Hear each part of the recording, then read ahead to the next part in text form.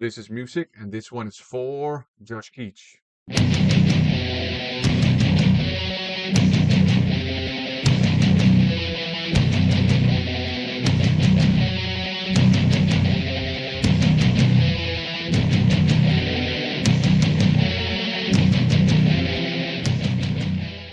Mr. Guitar himself, Josh Keech, has reached 400 subs. So that's awesome. Congratulations and cheers in tea. It's Genmaicha matcha, so it's Japanese green tea with roasted and puffed rice in it. Has a nice toasty taste, not unlike hojicha, but not exactly like hojicha. Anyways, this has nothing to do with anything. So let's just get down to business. Yeah, in the fall of 2024, Josh Keech reached 400 subs.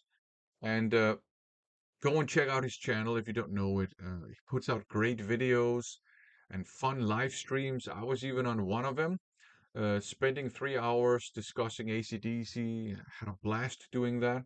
He's put out two amazing instrumental guitar driven hard rock and metal EPs, and he's just a super supportive member of the whole vinyl community and music community on YouTube. So check out his channel, subscribe, support him.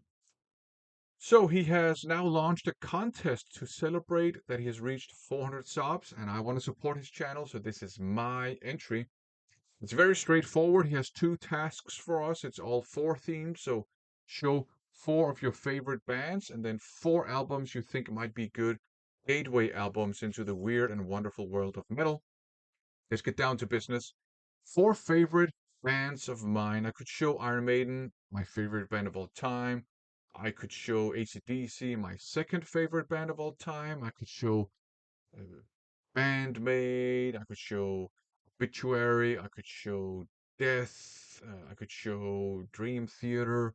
Um, Dizzy Miss Lizzy. There's so many bands I could show. I figured I would show some bands that are some of my favorite bands that I don't show that often on this channel. One of these bands will be featured prominently in some future videos, and one of them was featured prominently in past videos in connection with some reissues I picked up. But let's just get down to business. Atheist, this is Unquestionable Presence. Fantastic album. They put out three amazing albums back in the 90s, and then one they put out later.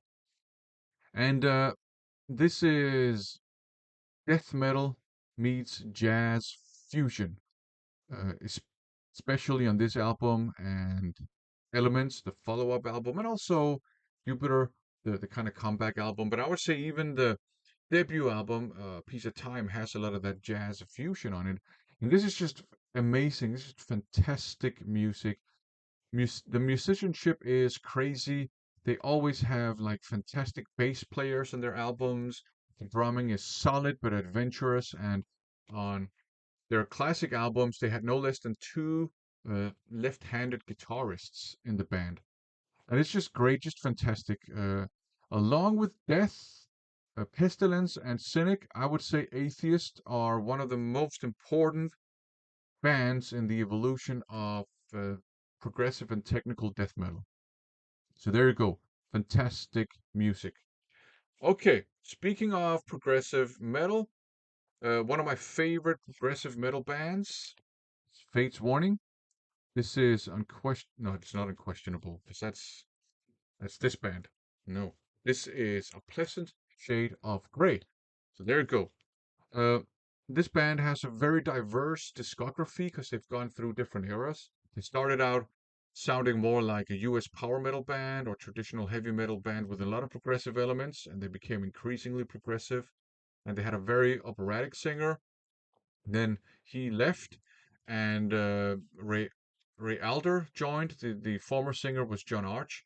Then Ray Alder joined. They put out one album that was very, very heavy, and then they changed to a more accessible, yet very progressive style, and then they changed to a more kind of dark and melancholic style.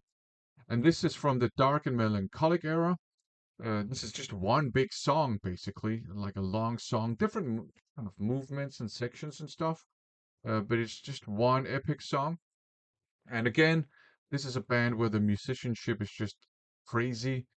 Uh, they've had some insane drummers in this band, and you know the main man, Jim Matthias, is a very skilled composer and great guitarist, and it's just great. They never put out a bad album. Some are better than others.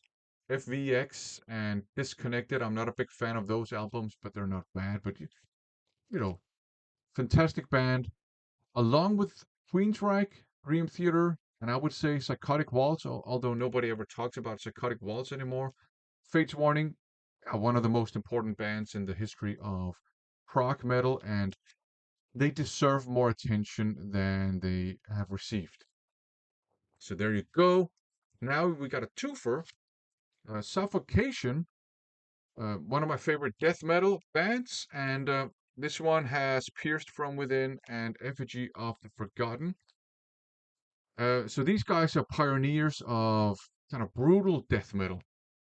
Unfortunately for me, they also inspired slamming death metal, but let's just ignore that.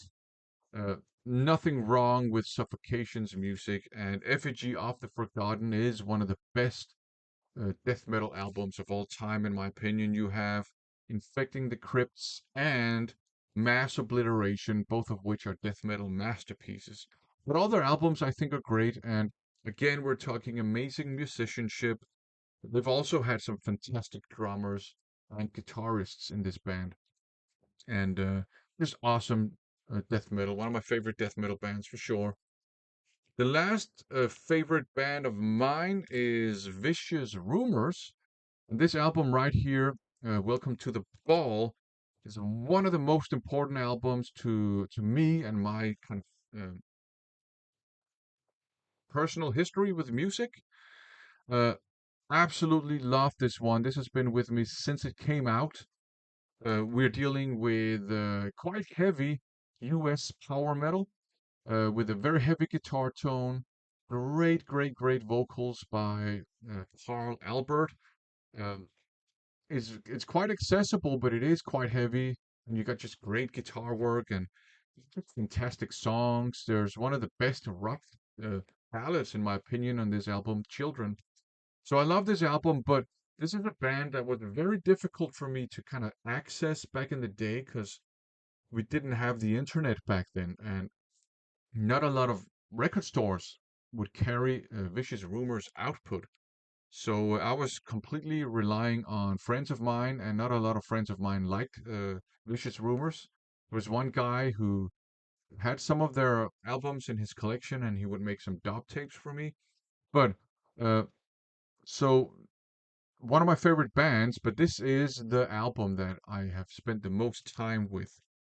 Um, I've picked up some of their follow-up albums recently, and that's why this band will be featured more prominently on this channel. But this is just a fantastic album and a great band overall.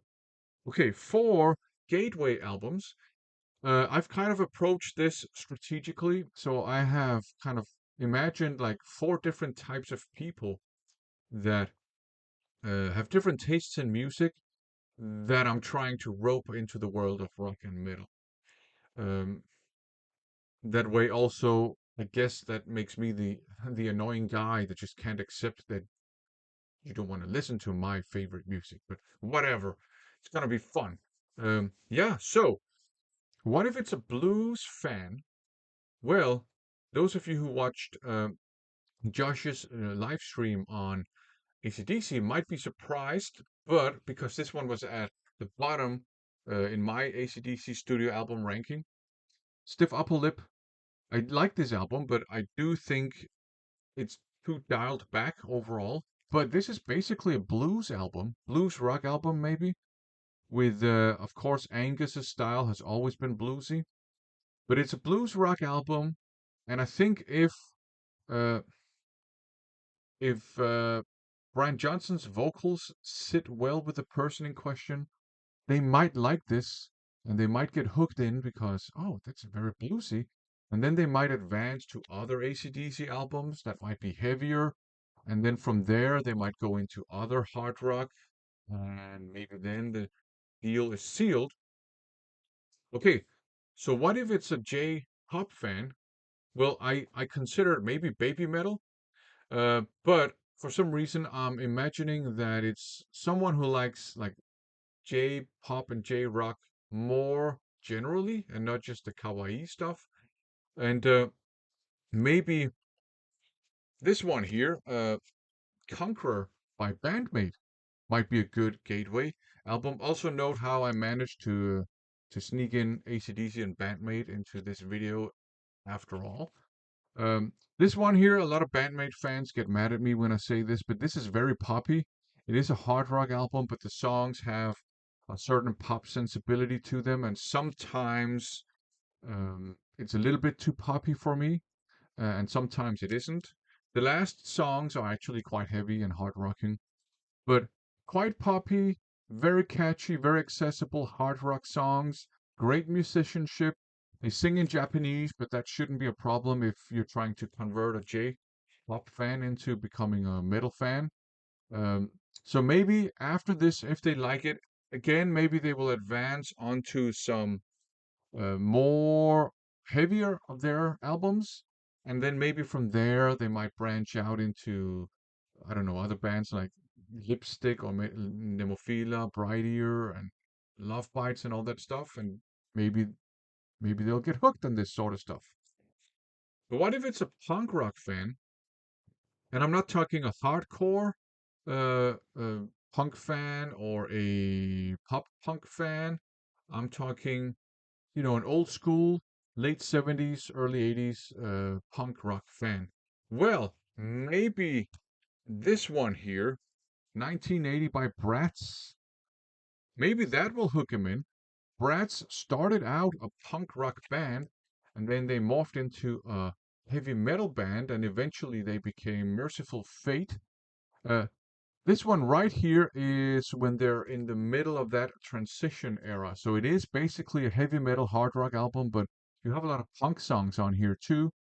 And you don't have King Diamond on vocals here either. You have a dude called Jens. Um, and the songs on here are actually fantastic. A lot of them are even like ahead of their time, a lot of the hard rock metal songs. But I figured if you can get a punk rock fan to like this because you got some punk rock songs on and it's a band that they were kind of an important part of the at least the national Danish punk rock scene, maybe that will appeal to this punk rock fan.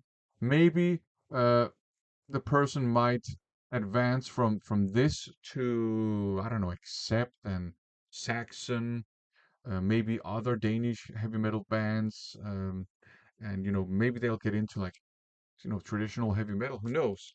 The last one, uh, Pantera, a vulgar display of power. And you might go, hold on.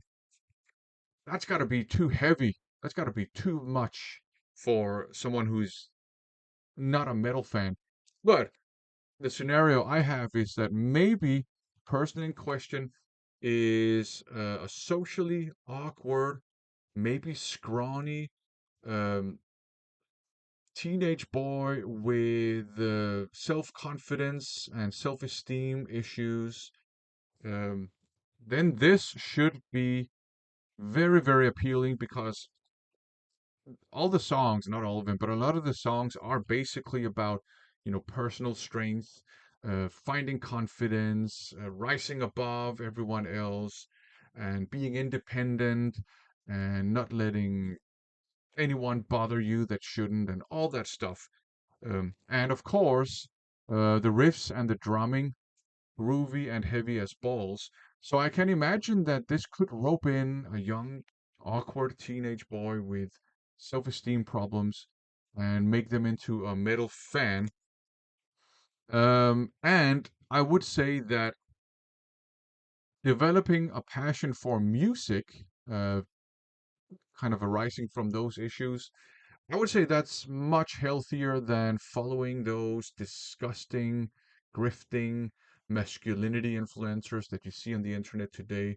You know, stick it to them, listen to some macho, ridiculously macho, maybe groove metal, and become a fan of music instead. That's much healthier. Screw those stupid grifting masculinity influencers.